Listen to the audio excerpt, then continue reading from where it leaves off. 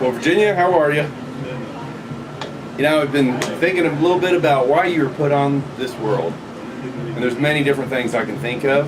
A couple of them is, number one, make people feel good. I've seen you do that with many, many people. Not just feel good, but feel good about themselves and feel good about their situation. And you know, I've seen you help a lot of people when they didn't know where else to get the help. So that's one of the reasons I think you're put here on this earth. The other reason I think you're put on this earth is to make us laugh. Not just your friends, but literally, everyone you run across, you can get them smiling. There's many times I'd be out with you and you just disappear. And I'd be looking over and it's like, wow, she's in the bathroom a long time and Virginia disappeared again. But in reality, you're over there making friends with someone and you were making them laugh. And a lot of the times I had no idea what you were talking about. Sometimes, about 50% of the times, those people would become your friends. I'd see them more and more, but other times, you just made a big difference in their life. They had a great time and they were able to take that memory away with them. So helping people and making people laugh are probably the most important things. But I guess for me, the most important thing would be just being you. I mean, my real true friends are people that I admire their character. And when you see people and you ask about character, you only do that when you watch them in action. You see how they treat other people and how they react to everybody and what you do to help people. And your character is always number one in my book.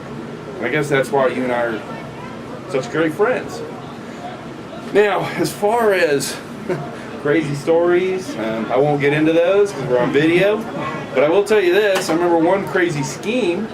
If you remember that, when I was getting out of the oil business, we started seeing a bunch of weird stuff going on with the economy. Remember our plan to open up a resort in Costa Rica?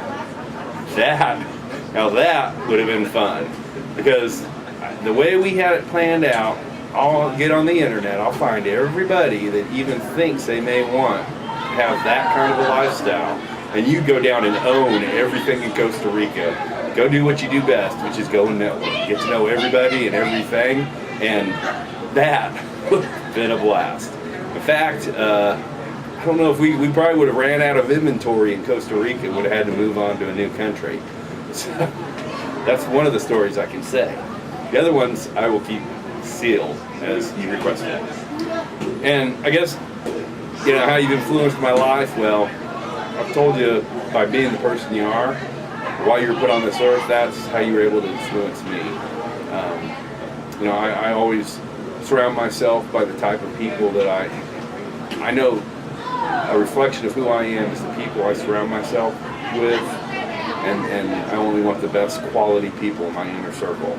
And that's exactly why you've always been in my inner circle. First time I met you, Mary said, hey, you got to go meet this gal. She's at Landry's. She sells real estate. She's crazy. She's danced on the bar more than anyone I've ever met. And I've known a lot of people dance on bars, but I don't know anyone that's ever come close to your record.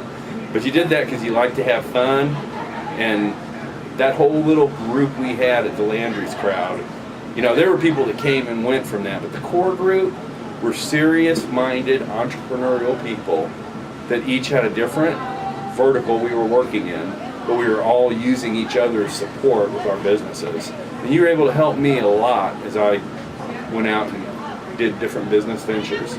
You know what? You were an inspiration, and I love you, sweetie. Always will. Always will.